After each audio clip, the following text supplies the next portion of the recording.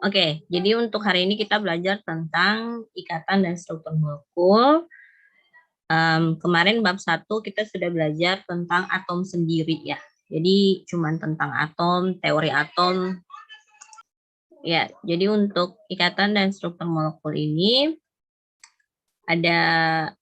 kita sudah masuk ke molekul ya. Kan kemarin kan kita belajar kalau dari atom ke molekul akan terjadi reaksi pembentukan, dan biasanya tuh reaksi pembentukan eksoterm, dan biasanya akan melepaskan energi yang besar gitu karena beberapa konsekuensi yang ada gitulah ya. Untuk ikatan yang kita sudah belajar dulu di SMA itu kan ikatan ion, kemudian ikatan kovalen ya, terus ada ikatan logam, ikatan kovalen koordinasi, ikatan apa lagi? Ada yang tahu? Untuk kovalen terbagi juga ya, ada kovalen polar, kovalen non polar, sama kovalen koordinasi. Koordinat maksudnya. Kemudian tadi Sugeng sudah bilang kalau ikatan itu ikatan kovalen itu terbagi atas, saya tulisnya di sini aja ya biar ada kosongnya, nanti biar di skip aja. Jadi ada ikatan ion, kemudian ikatan kovalen, terus ada polar, ya polar, non polar ya kata Sugeng itu, polar sama koordinat ya. Koordinat. Terus ada ikatan logam. Nah, kira-kira ada ikatan apa lagi? Molekul, Ibu. Ikatan molekul. Siapa yang jawab itu? Yasmin. Molekul. Apa lagi? Di kovalen masih ada Ibu, ada ikatan kovalen rangkap juga. Oh, rangkap ya. Iya, oke. Yang lain? Ikatan ion, kovalen, logam, molekul. Apa lagi? Yang kalian pernah dengar dan tahu? Bu. Ya? Ikatan kimia, Bu. Ikatan kimia. Apa lagi? Ikatan Cukup? hidrogen, Ibu. Ikatan hidrogen. Oke. Apa lagi? Ikatan van der Waals, Ibu. Ikatan apa? Van der Waals, Ibu. Van der Waals. Oke. Apa lagi? Ikatan hidrofob, Ibu. Ikatan hidrofob. Apa lagi?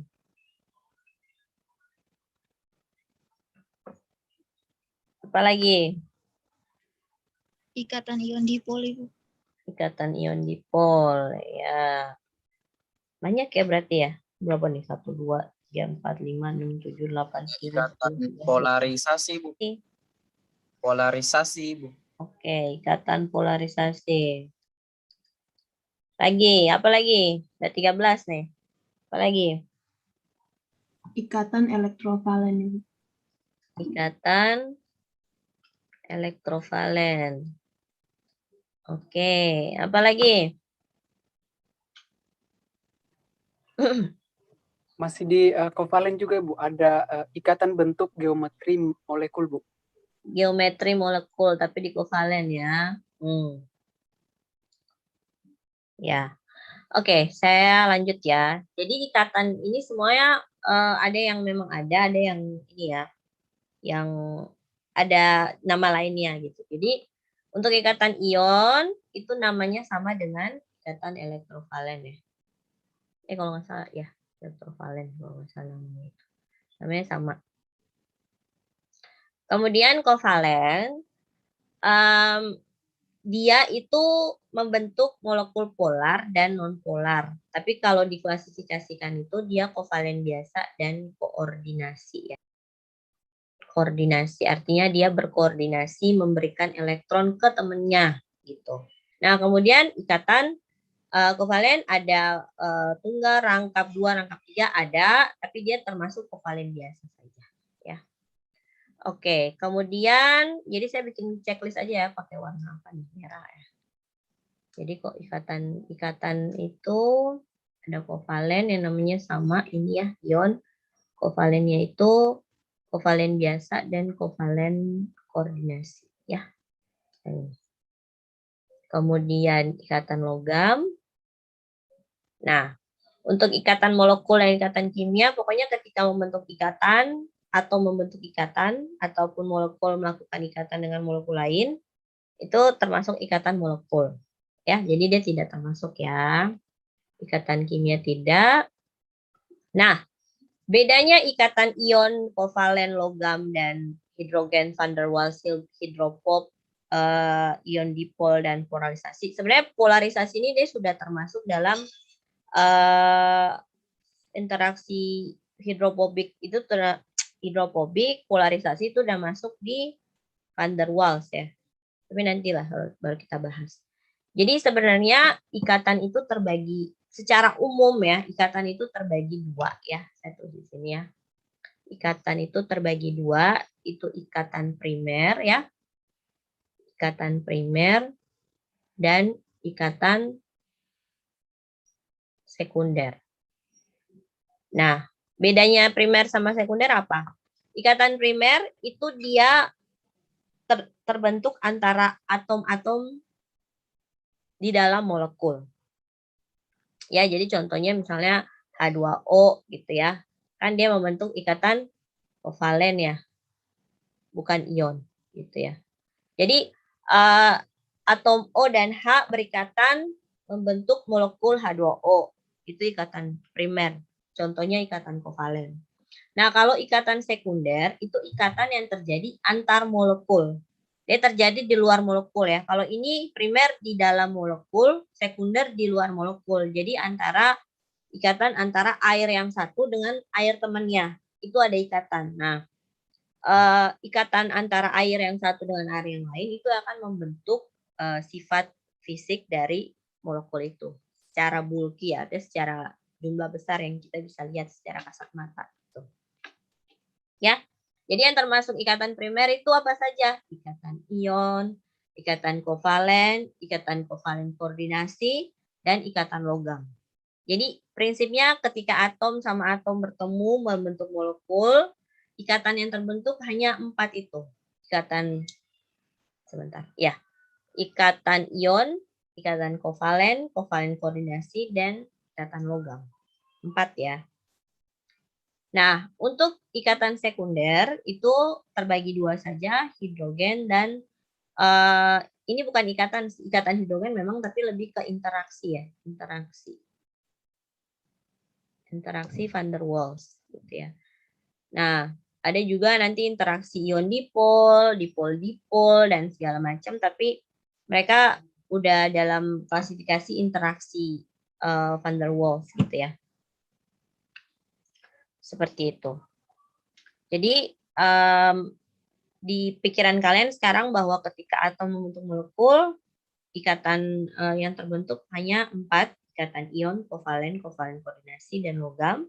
Serta ketika molekul dan molekul membentuk interaksi, ada 2 secara umum adalah ikatan hidrogen dan interaksi van der Waals. Kita masuk ke ikatan ion ya. Jadi ikatan ion seperti yang dulu-dulu SMA kita belajar proses serah terima ya. Jadi ada yang memberi, atom yang memberi, dan ada atom yang menerima. Intinya tuh ikatan ion tuh kayak kita itu memberi bantuan ke orang gitu ya. Kayak misalnya kita pergi ke panti asuhan gitu. Kita tergerak untuk memberikan mereka bantuan berupa uang atau berupa makanan dan segala macam. Kita memberi dari segi kita, tapi kita tidak menerima. Jadi cuman kita hubungan satu arah gitu ya. Kita memberi ke mereka, mereka yang menerima. Ya, seperti itu. Bisa ya ngerti ya. Jadi kita memberi, uang kita misalnya 5 juta beri gitu. Habis kan dikasih ke mereka, mereka terima 5 juta.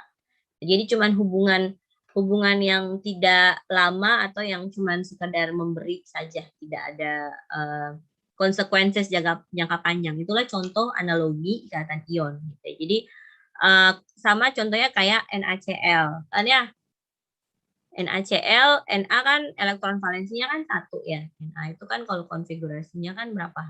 1s2, 2s2, 2 P6, 3s1. Nah, elektron valensinya kan ini. Dia memberikan satu elektron dari 3s itu ke Cl. Cl nomor atomnya 17 ya. 1s2, 2s2, 2p6, 3s2, 3p, 5. Nah, ini elektron valensinya 7 gitu ya. 7 kan ya? Jadi satu ini, jadi nanti kan sini ada 3 kamar nih. Nah, 2, 3, 4, 5. Nanti satu elektron dari sini masuk ke sini gitu. Jadi dia full gitu. Nah, tujuan atom bersatu dengan atom yang lain membentuk molekul tidak lain tidak bukan adalah dia ingin menuju kestabilan. Kalau Na melepaskan satu elektron, dia akan memiliki konfigurasi elektron dengan jumlah elektron 10. Kan berarti kan kalau yang stabil itu kan golongan gas mulia kan ya. Yang nomor atomnya 2, 10 ya. Jadi mereka ingin aturan oktet sama duplet itu mau kena mereka. Jadi mereka harus menstabilkan diri mereka. Nah, ketika Na membentuk ikatan dengan Cl membentuk NaCl dalam ikatan ion, dia memberikan satu elektron, dia elektronnya menjadi 10, sedangkan Cl menerima dan menjadi 18. Jadi natrium menjadi seperti neon, Cl seperti apa tuh? Argon ya. 18 ya. Oh, nggak salah. Seperti itu ya. Nah, contoh NaCl bisa digambarkan dengan seperti ini ya. Kan tadi saya sudah bikin konfigurasinya. Nah, terjadi ionisasi kan ya. Kemarin kan kita sudah belajar energi ionisasi dan afinitas. Energi ionisasi elektronnya selalu di sebelah kanan, sedangkan afinitas sebelah kiri. Jadi dia terima, ini dia memberi, ini menerima. Ya. Seperti itu. Jadinya Na jadi Na+, Cl menjadi Cl-. Jadi kalau Na berubah jadi Na+, jari-jari Na+, gimana? Semakin besar, semakin kecil? Stephanicia Saleh. Na plus Ibu. Frankie Tuhumuri. Na sama Na+ lebih besaran siapa? Jari-jarinya lebih besar siapa? Lebih besar Na Ibu, Na. Oke. Satu lagi. Ya, Jansen Laberi. Na apa Na+ yang ini? Yang besar. Jari-jarinya. Na Ibu. Na. Na Ibu. Ya, oke. Oke, jadi jawaban yang benar adalah Na ya. Kemarin kan alasannya apa itu? Saya mau dengar nih. Kemarin kan Dickson. Kenapa Na lebih besar dari Na+? Iya Bu, karena jari-jari atom yang akan bertambah besar dalam periode yang satu periode. Na dan Na+ tuh satu periode kan? Pakai periode sama golongan penjelasannya. Dickson. Oke, Albert. Kenapa Na lebih besar dari Na+?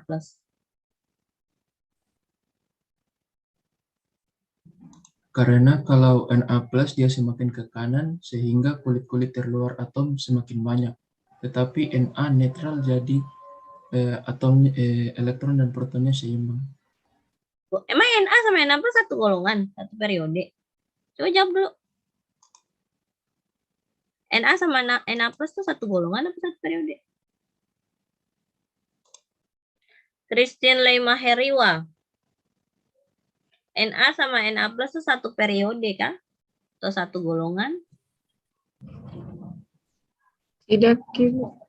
Terus hubungan antara keduanya apa? Yang mau jawab siapa? Boleh.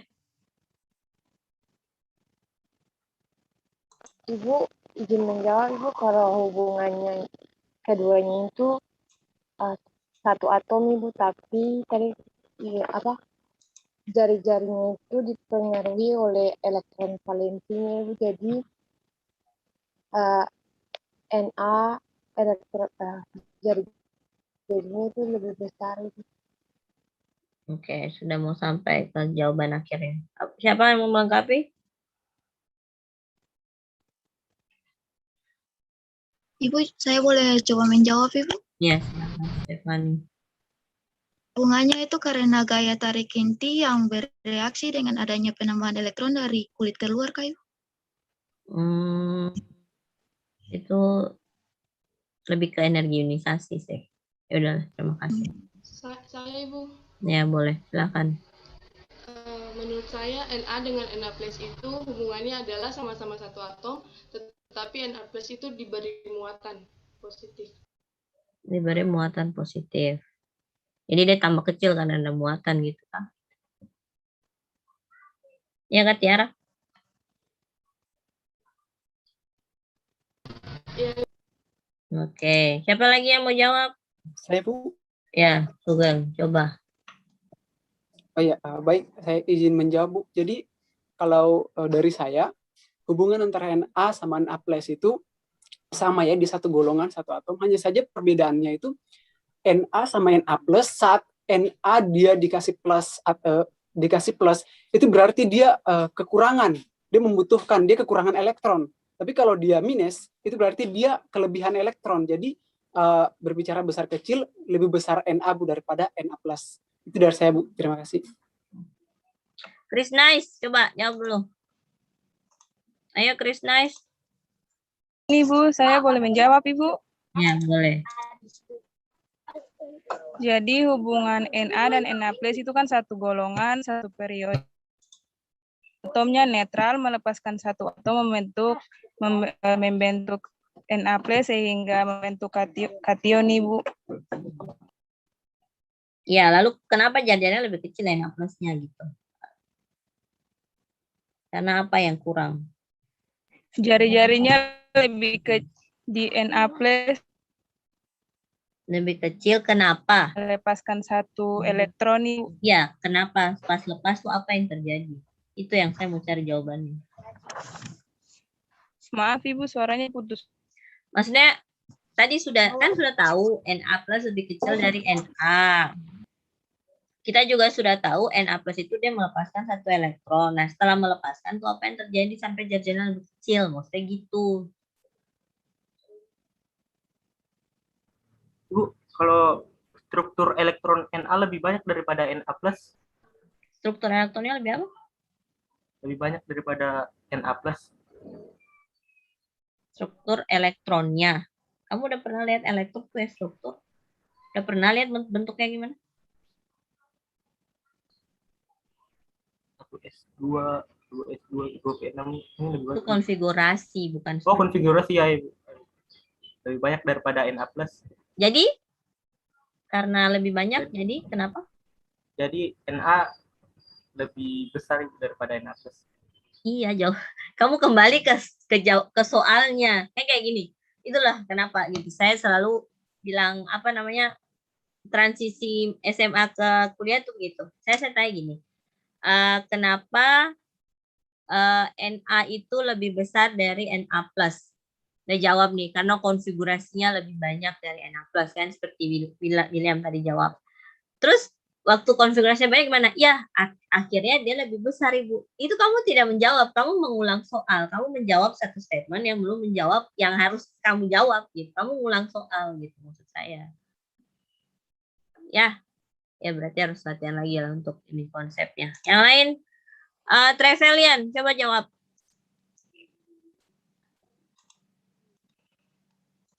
Ya, Ibu. Ya, kenapa? Karena menurut saya itu terjadi perpindahan elektron, Ibu. Na melepaskan elektron valensinya dan berubah menjadi Na plus, Ibu. Iya, waktu Na berubah jadi Na plus, itu elektron lepas. Terus apa yang terjadi sampai jajarnya lebih kecil?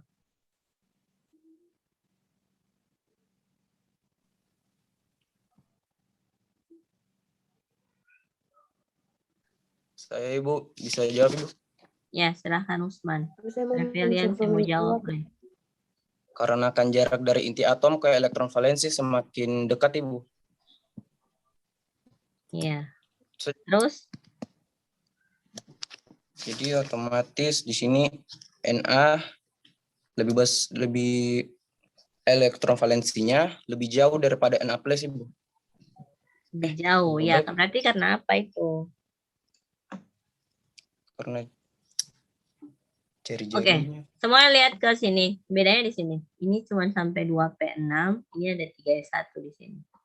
Jadi Na itu punya konfigurasi elektron lebih banyak dari Na plus pasti, karena kan Na punya satu elektron lebih dari Na plus gitu. Artinya kulitnya kan lebih banyak dari Na plus. Jadi waktu Na lepas satu elektron, kulitnya hilang satu, makanya dia lebih kecil.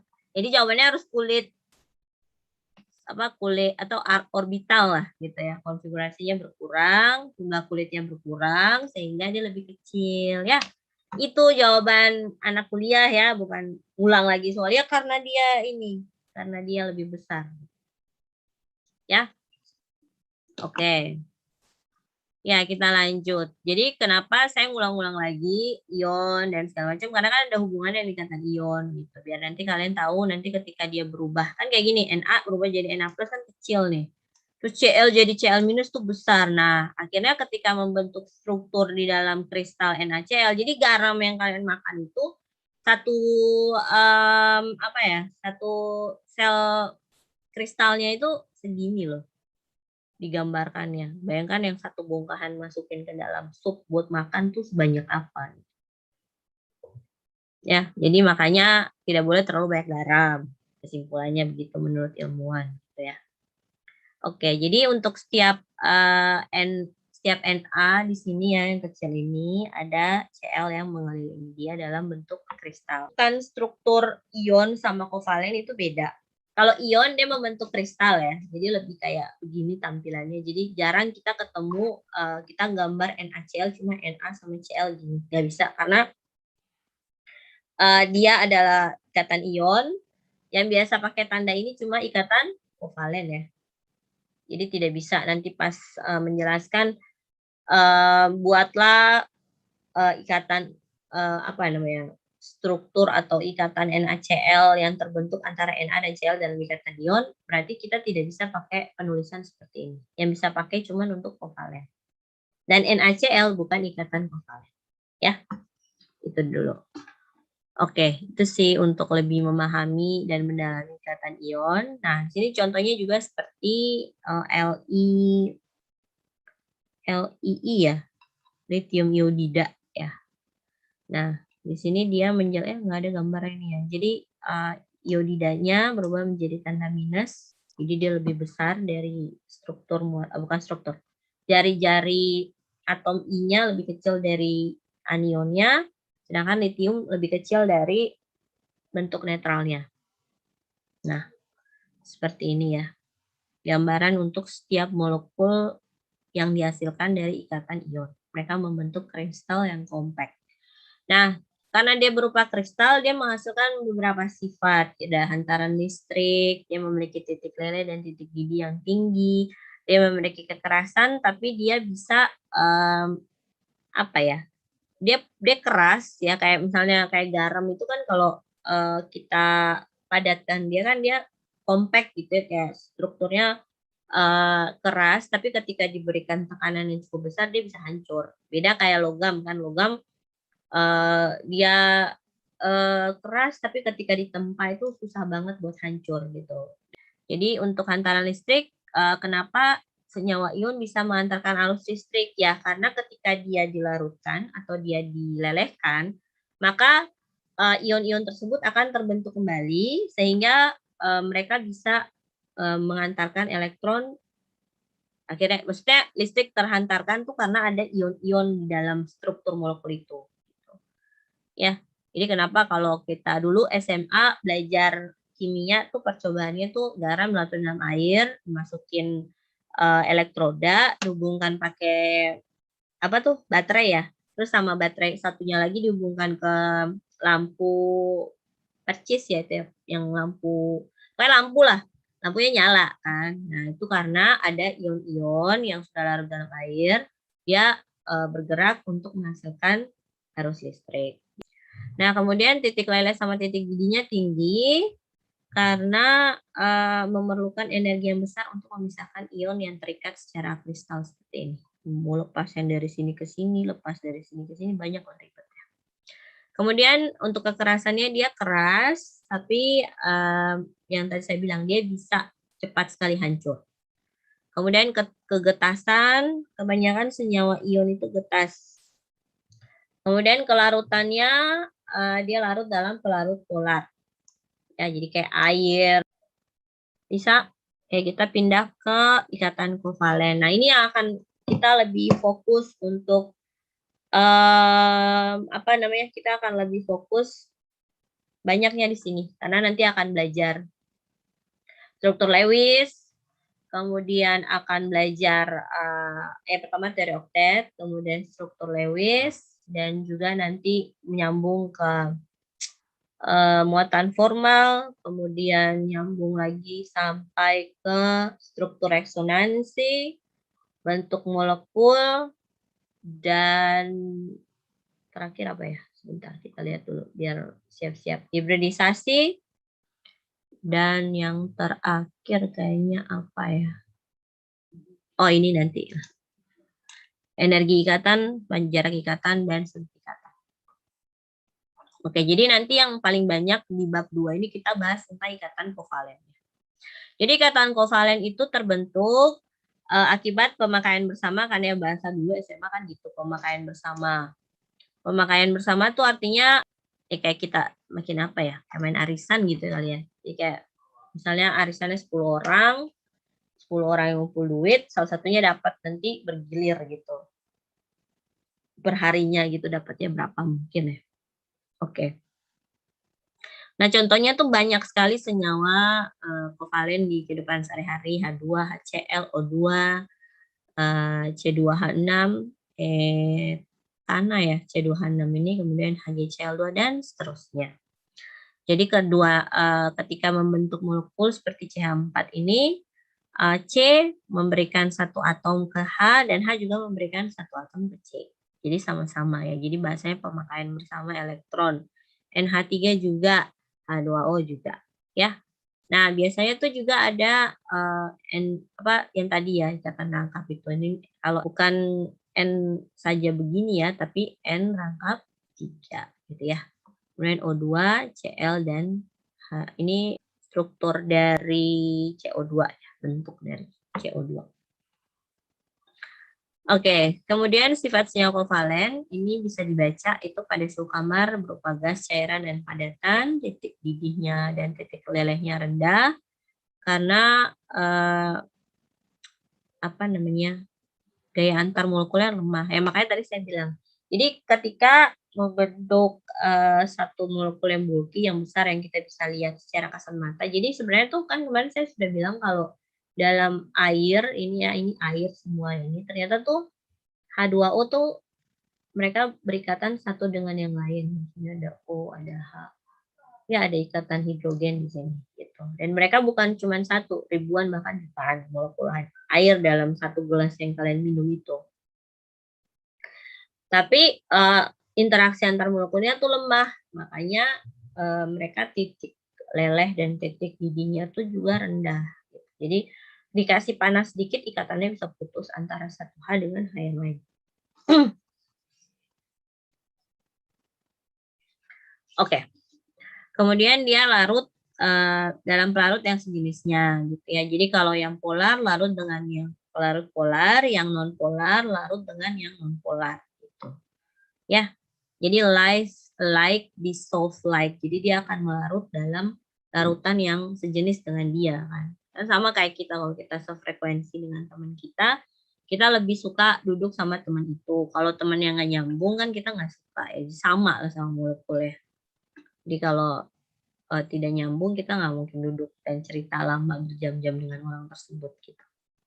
Kemudian padatannya itu leburan dan larutannya itu tidak bisa menghasilkan arus listrik. Kenapa? Karena dia tidak menghasilkan ion. Dia paling hanya dipol saja. Oke, kemudian ada istilah kovalen koordinasi. Di sini tulis koordinat ya, tapi saya lebih mau bahasanya koordinasi lah ya. Karena lebih gampang dipahami. Kalau koordinasi artinya ada yang berkoordinasi untuk memberikan elektron ke orang lain. Gitu ya. Jadi kayak misalnya contoh NH3, ini dia memberikan satu pasang elektron cuma-cuma ke BCl lagi. BCl3 gitu ya. Jadi dia berkoordinasi untuk memberikannya sehingga mereka membentuk molekul NH3BCl3. Ya. Oke. Nanti dibaca saja. Kemudian kita masuk ke teori oktet ya. Dengan dia pengen seperti gas mulia yang tadi saya bilang gitu kan, teori oktet itu. Kalau kecuali untuk H, karena H itu akan menuju helium ya, duplet maksudnya. Ya. Kalau H ke helium itu dia membentuk H2 itu duplet ya. Kalau ini oktet seperti itu. Dia ingin seperti gas mulia yang sudah stabil. Nah, jadi kalau untuk O dia membentuk O2 supaya nanti intinya setiap atom itu pengen punya jumlah elektron ketika berikatan itu jumlahnya 8 kecuali H. H itu kan pasti 2 gitu ya. Jadi kayak contoh C4 lah, di sini kan belum ada contoh C4. Jadi dia oktetnya itu dilihat dari elektron valensinya. Ini 1s1 sorry. Makanya saya tadi bingung, dia udah 6 kurang 2 berarti kan jadi 8. Tapi sebenarnya elektron valensinya harus 8. Ya. Ini kayaknya belum ada kata-kata itu ya. Jadi kan ketika dia, kemarin saya sudah bilang ada core elektron, ada elektron valensi. Nah, ketika berikatan itu elektron valensinya mereka mau jadi 8. Itu dulu ya fokusnya. Jadi di sini elektron valensinya 4, dia harus butuh 4 lagi supaya bisa 8. Kalau H, elektron valensinya 1, dia perlu 1 saja. Berarti nanti ada timbal balik. Dari 4 dari C itu akan memberikan 1 ke H, dan ada 4H yang akan memberikan 1 elektron ke C. Itu cara logika berpikirnya ya. Jadi kita gambar. Biasanya tuh kalau bentuk simbol molekul lambang lagi. Simbol molekulnya begini, berarti kalian harus tahu bahwa cara gambar dia itu C-nya di tengah ya. Jadi C-nya di tengah, ada 4 elektron, saya langsung pisahkan 4. Kemudian ada H di sini ya. Setiap H itu ada dengan dia 1H. 1H itu mengandung 1 elektron. Ya, jadi dia begitu. Jadi semua elektron yang ini punya masing-masing. Ini kalau semua ini punyanya si C. Jadi 2, 4, 6, 8. Kalau H, dia cuma punya yang berikatan dengan dia. Ya, cara lihatnya gitu ya. Biar nggak bingung. Gitu. Oke, jadi untuk oktetnya seperti itu. Saya udah masuk ke Lewis sih, tapi ya biar kalian memahami lah. Ternyata dia mau jadi gas mulia atau oktet itu hanya untuk elektron valensinya saja. Core elektronnya tidak dipedulikan. Seperti itu. Nah, cara menulis struktur Lewis. Nah, kita lanjutkan dari yang di atas ya. Ini kan kita gambarnya begitu.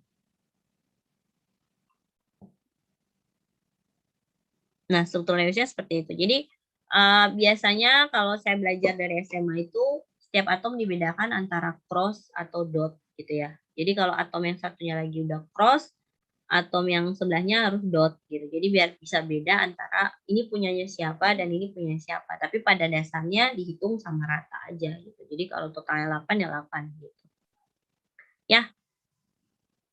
Struktur Lewisnya itu bisa pakai cross sama dot ataupun langsung tuh biasanya itu kalau yang seperti ini langsung pakai garis ya. Jadi sebelah sini aja deh. Jadinya kan C, H, H, H, H. Ya. Tapi struktur ini struktur Lewis aja. Kalau struktur sebenarnya dari C4 bukan begini ya. Strukturnya kan harus digambarkan begini kan. Ada dari depan, ada yang dari belakang, ada yang dari sampingnya. Strukturnya tetrahedral. Jadi kalau kan sampai bab ini tugas saya adalah mengajarkan ke kalian bagaimana membuat konfigurasi, kemudian menggambar struktur Lewis, membuat konfigurasi, membuat struktur Lewis, kemudian bagaimana cara kalian menempatkan struktur molekul tersebut yang sebenarnya. Jadi bentuk molekul yang sebenarnya seperti apa gitu. Jadi kalau saya nanya struktur Lewis sampai sini udah benar. Tapi kalau saya tanya struktur atau bentuk molekul yang sebenarnya dari C4, jawabannya harus ini. Ya. Tidak bisa yang ini. Saya kasih salah. Karena ini cuma struktur Lewis. Ya, kan sama kayak H2O, kalian mau gambar, Ibu kayaknya gambarnya ini, iya, benar untuk struktur Lewis. Tapi kalau untuk bentuk molekul yang sebenarnya, atau struktur yang sebenarnya dari H2O itu adalah V-band. Jadi bentuknya harus begini. Kalau bikin begini, kalau misalnya saya nanya, buatlah atau gambarkan struktur molekul dari H2O. Berarti kalian harus menggambarkannya seperti yang ini. Tidak boleh yang seperti ini. Ya, seperti itu. Oke, ini kayaknya tidak perlu terlalu dibahas lagi. Yang penting kalian tahu buat konfigurasi. Jadi dalam membentuk struktur Lewis, yang pertama yang harus kalian lakukan adalah membuat konfigurasi dulu. Setelah buat konfigurasi, tempatkan jumlah elektron valensinya di sebentar. Pertama bikin konfigurasi dulu dari setiap atom. Kedua, kalian tentukan elektron valensinya. Setelah elektron valensinya ada, kalian tempatkan dia per atom. Jadi bedakan, misalnya kan tadi C saya bikin cross, sedangkan H saya kasih dot gitu ya. Itu tempatkan dia di molekul yang mau kalian gambar, kemudian kalian gambar struktur Lewisnya. Setelah gambar struktur Lewis, baru kalian menentukan dia ini bentuk molekul apa gitu. Ya. Nah, ada lagi penyimpangan dari aturan oktet. Jadi kayak contoh molekulnya ya, saya langsung kasih contoh molekulnya itu kayak PCl5, SF6 gitu ya. Jadi si S itu punya elektron valensi lebih dari 8. Jadi ini ada berapa nih? 2, 4, 6, 8, 10, 12. S itu 12. P di sini 10 gitu. Terus nanti kalian bilang, terus gimana cara bikinnya? Tetap aja gitu. Gambar struktur Lewisnya kayak gitu. Jadi kalau udah masuk ke struktur PCl6, SF6, PCl5, SF6, SF4, kemudian XEF4 dan segala macam yang menyimpang dari teori oktet, berarti kalian gambar seperti yang kalian tahu aja. Jadi kayak misalkan SF6. S itu nomor atomnya berapa? Ada yang bisa bantu saya? S itu nomor atomnya 16 ya? F9. Ada yang tahu? S16 Ibu. 16 ya? Oke. Ini 1S2, 2S2, 2P6, 3S2, 3P, berapa itu? 4 ya. Kalau F 1S2, 2S2, 2P5 gitu ya. Elektron valensi S berapa? 6. Ya. Kemudian F 7 ya. Elektron valensinya 6, ini elektron valensinya 7. Nah, sedangkan F itu harus ada 6. Jadi kalau tulisnya SF6, berarti kan tadi saya udah bilang S-nya harus di tengah, F-nya mengelilingi dia 6 buah gitu ya. Jadi S-nya di tengah, terus digambar aja dia ada 6 elektron ya. Ya udah digambarkan satu-satu per, ya dipaskan lah 6 ya. Jadi misalnya sini 1, di sini 1, di sini 1, di sini 1, di samping 1, di sini 1. 6 ya. Berarti ya. Kemudian F-nya ada 7, berarti masing-masing 7, berarti gambar dia 7. Itu 6, 7-nya sama S. Kemudian di sini gambar lagi gitu ya. Jadi tidak usah takut menggambarkan SF6. Biasa tuh mahasiswa tuh bingung. Nah, begitu ya cara gambarnya ya. Kemudian satu lagi. Nah, gitu ya. Ini struktur Lewisnya. Nanti kalau bentuk garisnya kan tinggal F-nya ada 6 buah gitu ya.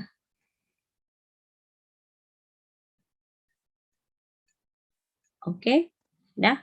Nah, tapi untuk struktur dia di dalam struktur molekul dan bentuk molekul sebenarnya itu bukan begini bentukannya. Bentukannya kan kayak oktahedral gitu ya. Jadi S-nya di tengah, 4-nya di sini, terus satunya di atas, satunya di bawah gitu ya. Begini ya. Jadi ada kayak oktahedral gitu ya. Gitu ya, bentukannya gitu ya. Kalau ini sampai struktur Lewis saya nggak benarkan, tapi kalau dimintakan sampai struktur Yang sebenarnya berarti harus sampai sini gambar. Tapi nanti ada pembelajaran setelah ini untuk strukturnya. Ya, oke. Sampai di sini ada yang mau ditanyakan? Jadi pas membentuk molekul, teori ikatan kovalen ada dua teori yang mengikuti oktet dan bukan oktet. Bukan oktet itu selalu dia lebih dari 8. Dan yang kalian lihat itu ketika dia mau menjadi 8, yang dilihat adalah jumlah elektron valensi.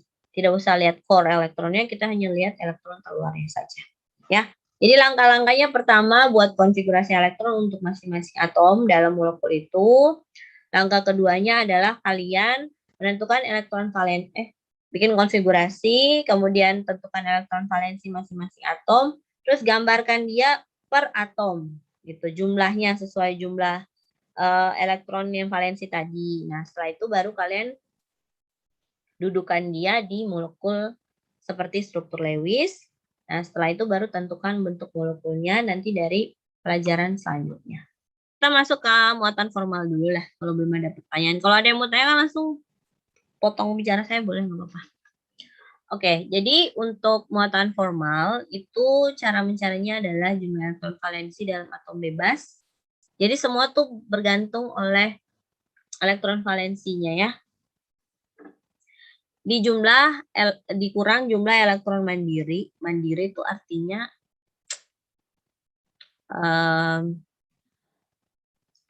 apa ya? Yang tidak berikatan. Ya, yang tidak berikatan. Kan ada elektron yang berikatan sama yang tidak berikatan. Misalnya kayak contoh yang ini, yang saya gambar ini nih, SF6. Kan S semua dia pakai untuk berikatan ya. Tapi kan F yang tidak berikatan ada berapa? Ada 6 kan ya, ada 2, 4, 6 yang tidak ikut berikatan. Kalau F kan di sini dia cuma menyumbangkan 1 elektron ke S, terus dapat 8 karena dia punya 7 begitu kan ya.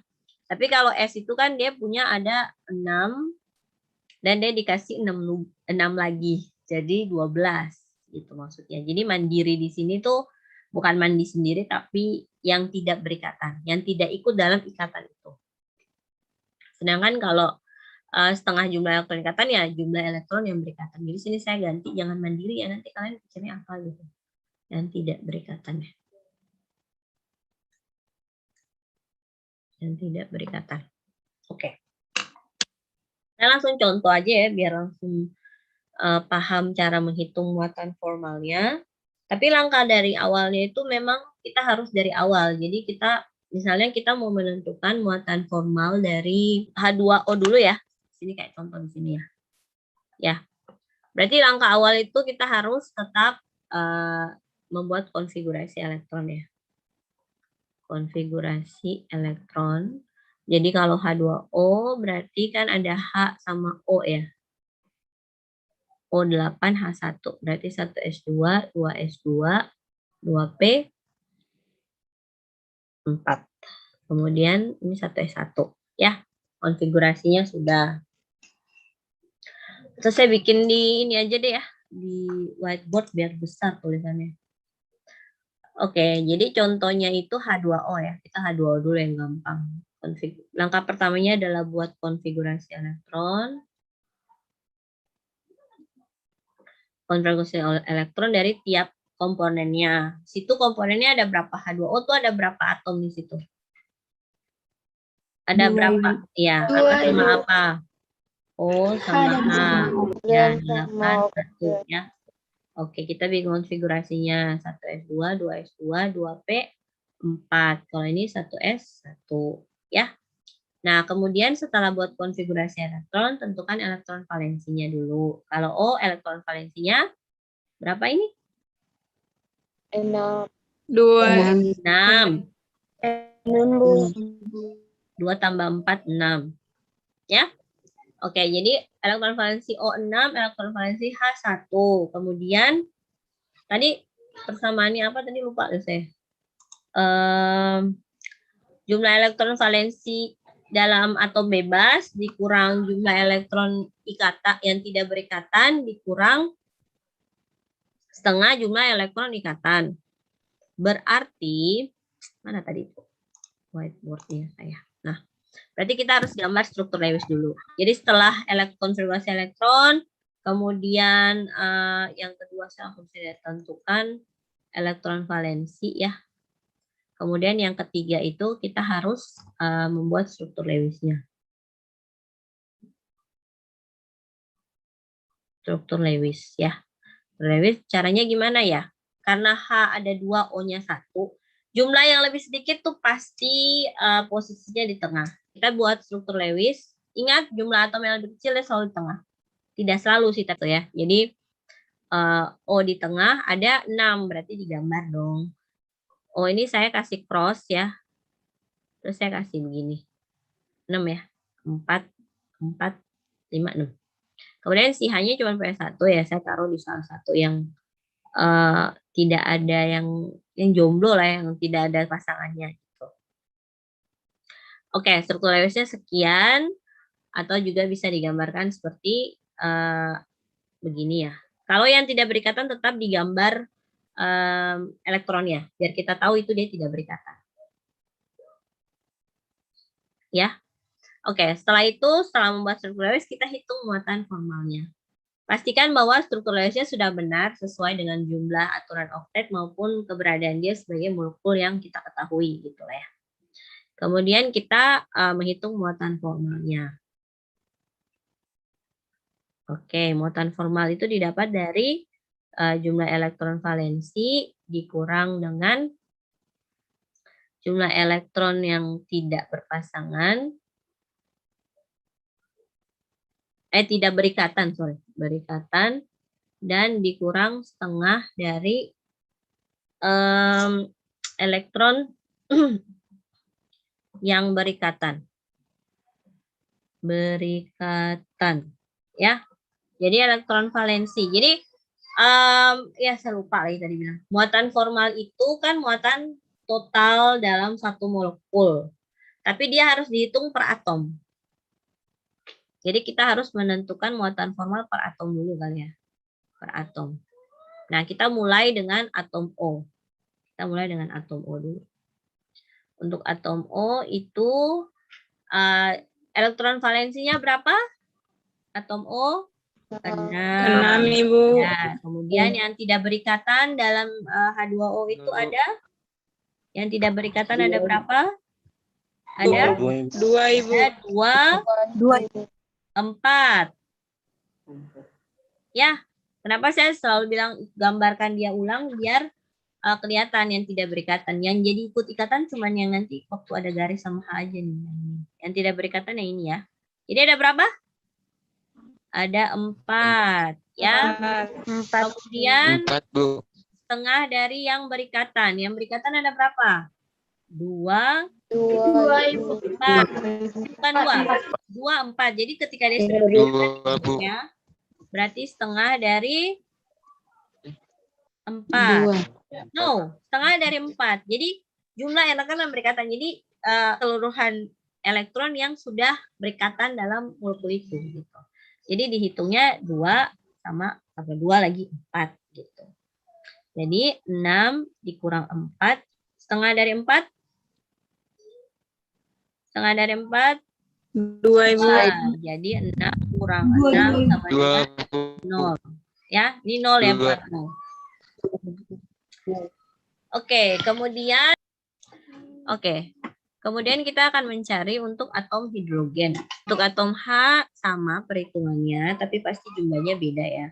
Jadi kita mulai untuk elektron valensinya berapa? Elektron valensi H 1, berarti 1 dikurang yang berikatan, yang tidak berikatan. Yang tidak berikatan 0. Tidak ada 0 bebasnya. Nah, kemudian dikurangi setengah elektron yang berikatan. Jumlah elektron yang berikatan di H berapa? 2. 4. No. Ibu. Tadi 4 itu karena O-nya itu sebelum kalian ini kita samain versi dulu. Tadi O-nya itu 4, kenapa? Karena dia berikatan dengan H di sebelah kanan sama sebelah kiri ini. Ya, tapi kalau H, kita lihat si H-nya aja. Berarti jumlahnya berapa? Tiap H punya berapa? Satu, Ibu. Dua. Dua, Ibu. Satu dari mana? Dua. Oke, jadinya 1 kurang 0 kurang 1 ya, setengah dari 2 kan 1. Jadi sama dengan 1 kurang 1 sama dengan 0. 0. Ya. 0 ya.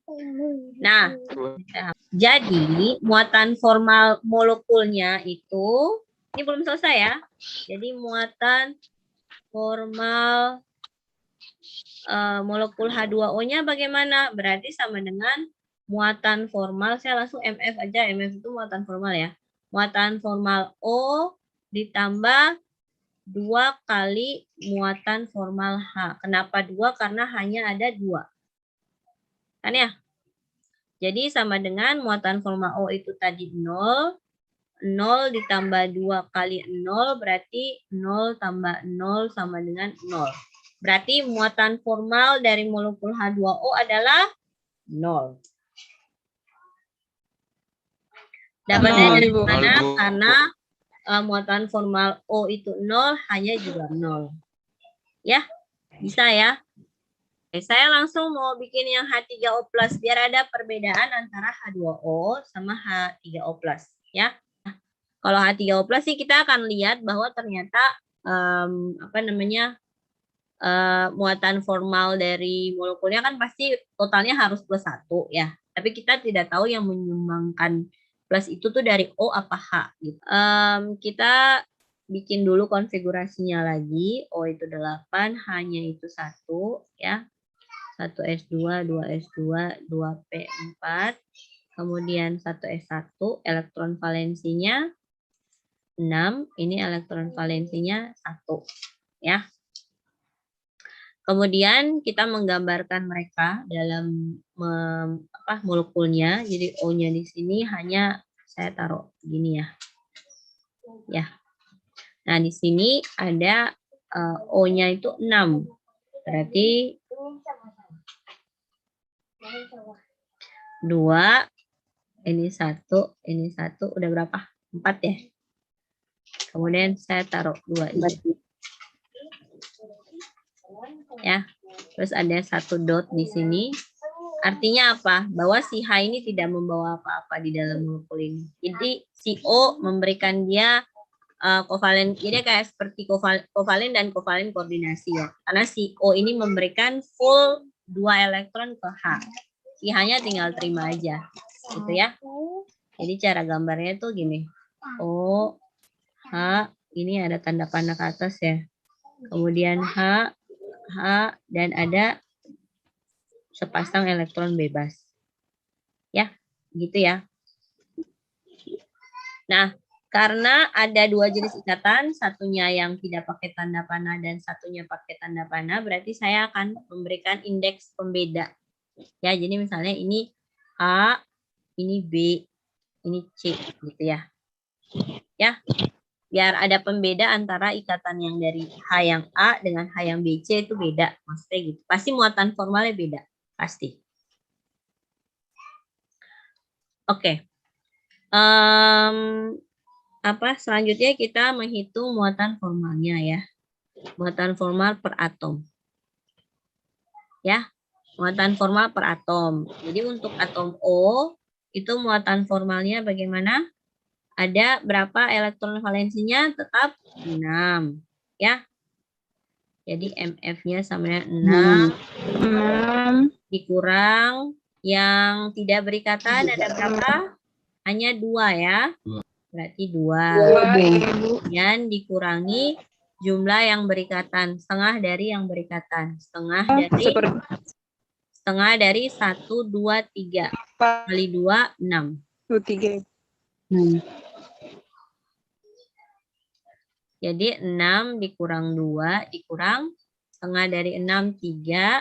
Jadi sama dengan 6 dikurang 5 sama dengan plus 1. 1 Ibu. Ya. 1.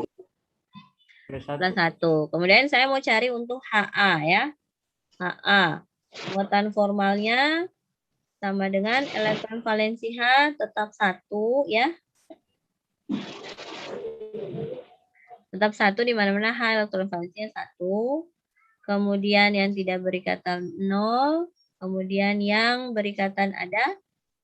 Tetap sekalipun dia diberikan tapi dianggap dia punya juga. Berarti 2.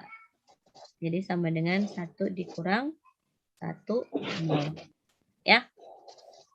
Berarti yang HA sama HB juga sama ya.